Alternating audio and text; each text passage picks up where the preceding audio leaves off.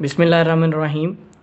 अस्सलाम वालेकुम स्टूडेंट्स। मैं हूं फ़वाद अहमद और मैं आपको कंप्यूटर पढ़ाऊंगा। सबसे पहले आपको कंग्रेचुलेशंस कि आप नेक्स्ट अपने लाइफ के एक नेक्स्ट स्टेप में आ गए हैं, नई क्लास में आ गए हैं। उम्मीद करता हूं आप इसी तरह अच्छे से परफॉर्म करते रहें और ज़िंदगी में कामयाबियां समेटते रहें। मेरे सामने आपकी कंप्यूटर की बुक खुली हुई है। पिछले साल भी आप कंप्यूटर मुझसे पढ़ते रहे हैं।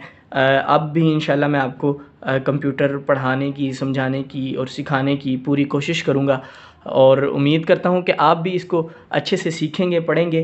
तो हम चलते हैं अपने पहले टॉपिक की तरफ। हमने पिछली बुक में जो आपकी राइट बाय टू बुक थी उसमें हमने जो है नंबर सिस्टम का एक टॉपिक पढ़ा था, अगर आपको याद हो तो। उसमें हमने पढ़ा था कि बाइनरी नंबर सिस्टम होते हैं, डेसिमल नंबर सिस्टम होते हैं, हेक्साडेसिमल नंबर सिस्टम होते हैं और इनको आपस में हम मल्टीप्लाई या डिवाइड या ऐड कैसे करते हैं, इनकी कन्वर्जन्स कैसे होती हैं, ये हमने सारी चीज़ें राइट बाय टू में पढ़ी थी और आपने पेपर में भी बड़े अच्छे से परफॉर्म की हैं। आज हमने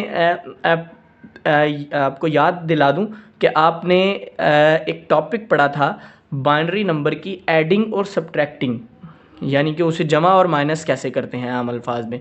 एडिंग और सब्ट्रैक्टिंग हमने बाइनरी नंबर्स की डेफिनेशन दोबारा से बता दूं तो वो नंबर्स होते हैं, ये आप देख लें, वो नंबर्स होते हैं जिसमें 0 और 1 दो डिजिट्स होते हैं और उनकी बेस 2 लगी होती है। इसकी बेस 2 होने का मकसद ये है कि इसके अंदर 2 डिजिट्स हैं, 2 डिजिट्स, इसलिए इसकी बेस भी 2 है।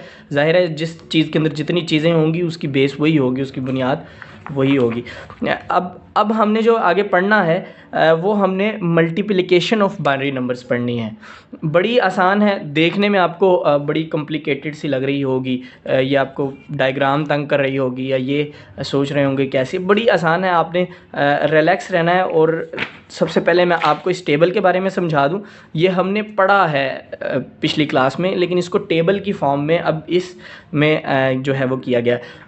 देखें, यहाँ पे जैसे लिखा हुआ है 0 + 0 = 0।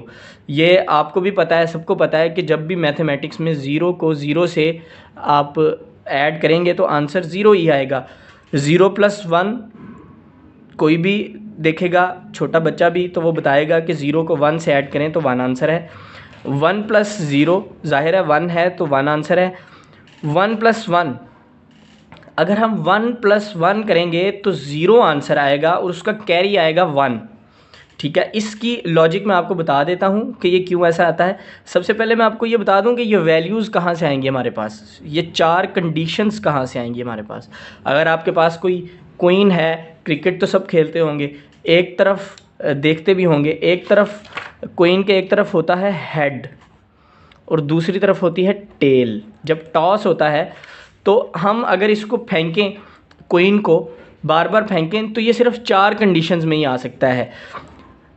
2 क्वींस ले लें और 2 क्वींस को बारी बारी फेंकें, एक पे हेड आ जाएगा, एक पे टेल आ जाएगा। फिर दोबारा से उन 2 क्वींस को पहले फेंकें, जिस पे हेड आया था उस पे टेल आ जाएगा और जिस पे टेल आया था उस पे हेड आ जाएगा। और अगर फिर दोबारा तो फेंके की पॉसिबिलिटी है कि फिर दोनों पे हेड आ जाए, और अगर दोबारा से फेंके तो पॉसिबिलिटी है दोनों पे टेल आ जाए। इन 4 कंडीशंस के अलावा कोई भी कंडीशन नहीं बन सकती। तो अगर मैं h को 0 कहूँ और टेल को 1 कहूँ तो आप देखेंगे कि 1 0 0 1 1 1 0 0, ये वही कंडीशन बन गई जो हमने यहाँ टेबल में देखी है। ठीक है, तो इस तरह हमारे पास अगर 2 वैल्यूज़ हैं 0 1 की सूरत में या किसी भी सूरत में, तो उन 2 वैल्यूज़ की यही 4 कंडीशंस बनेंगी, इसके अलावा और कोई कंडीशन नहीं बन सकती। अब हम चलते हैं क्वेश्चन की तरफ कि हम उसको मल्टीप्लाई कैसे करेंगे। ये इसमें आपने देखना, इसमें प्लस किया हुआ है, ये आपको सिर्फ रिमाइंड करवाया है कि आपने पिछली क्लास में ये प्लस करना सीखा था। ठीक है, क्योंकि जब आप मल्टीप्लाई करते हैं एक से ज़्यादा बड़ी रकम को तो आपको नीचे उसको ऐड भी करना पड़ता है, तो उस ऐडिंग को रिमाइंड करवाने के लिए ये सिर्फ आपको टेबल याद करवाया गया है। आगे हमने मल्टीप्लाई कैसे करना है ये हम देखते हैं। आपकी एग्जांपल है जी 1 1 1, इसकी बेस है 2, मल्टीप्लाई करना है हमने इसको 1 0 1 1 से, 1 0 1 1, इसकी बेस है 2। बेस लगाना नहीं भूलनी, अगर आप बेस नहीं लगाएंगे तो आपको पेपर में इसके मार्क्स नहीं मिलेंगे। तो बड़ी वाली रकम ज़ाहिर है ऊपर 1 0 1 1, और 1 1 1। ऐसे ही मैथमेटिक्स में लिखते हैं यहाँ मल्टीप्लाई। 1 को मल्टीप्लाई करेंगे 1 से तो क्या आएगा, जाहिर बात है 1 आएगा। 1 को मल्टीप्लाई करेंगे 1 से क्या आएगा, 1 आएगा। 1 को मल्टीप्लाई करेंगे 0 से तो जाहिर है 0 आएगा। कोई भी चीज़ 0 से मल्टीप्लाई होगी तो 0 हो जाएगी। 1 को मल्टीप्लाई करेंगे 1 से तो फिर 1 आएगा। फिर हम यहाँ पे एक मल्टीप्लाई लगाएंगे दूसरा वाला। 1 को मल्टीप्लाई करेंगे 1 से, 1 को मल्टीप्लाई करेंगे 1 से, 1 को मल्टीप्लाई करेंगे 0 से 0, 1 को मल्टीप्लाई करेंगे 1 से 1। फिर यहाँ पे 2 बार।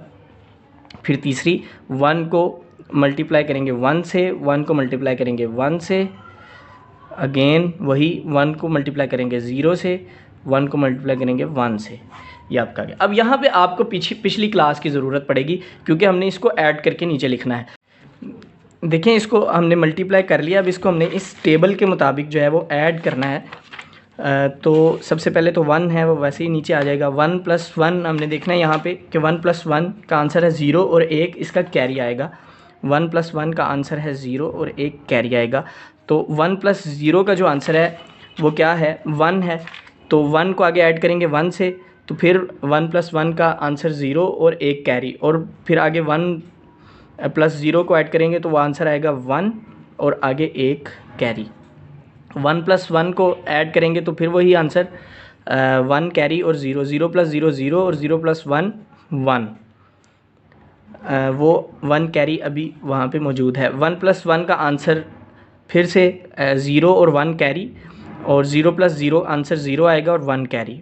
1 + 1 का आंसर फिर से वही 0 और 1 कैरी आगे यहाँ लिखेंगे हम, फिर वो 1 कैरी वैसे का वैसे नीचे आ गया। आपका आंसर आ गया 1 0 0 1 1 0 1। इसकी बेस है 2। मैं फिर से रिपीट कर रहा हूँ, बेस लगाना नहीं भूलनी वरना आपको मार्क्स नहीं मिलेंगे पेपर में। Base compulsory.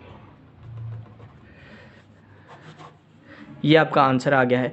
इसी रूल के मुताबिक जो है हमने आगे सारे क्वेश्चंस सॉल्व करने हैं। मैं यहाँ पे क्वेश्चंस लिख रहा हूँ, ये क्वेश्चंस आपने लाजमी सॉल्व करने हैं। 1 0 0 1 मल्टीप्लाई बाय 1 1। बहुत आसान सवाल है। 1 1 1 0 मल्टीप्लाई बाय 1 0 1। ये 2 क्वेश्चंस जो हैं ये आपने प्रैक्टिस करनी है इसकी, ताकि आपको ये याद हो जाए। इसी के साथ ये आज की वीडियो का इख्तिताम होता है और इंशाल्लाह अगली वीडियो में अगला लेसन आपको मिल जाएगा। उम्मीद है आप लोग इसको अच्छी तरह प्रैक्टिस करेंगे और घर में बैठकर जो है वो पढ़ते रहेंगे और सेहतमंद ज़िंदगी गुजारेंगे। शुक्रिया।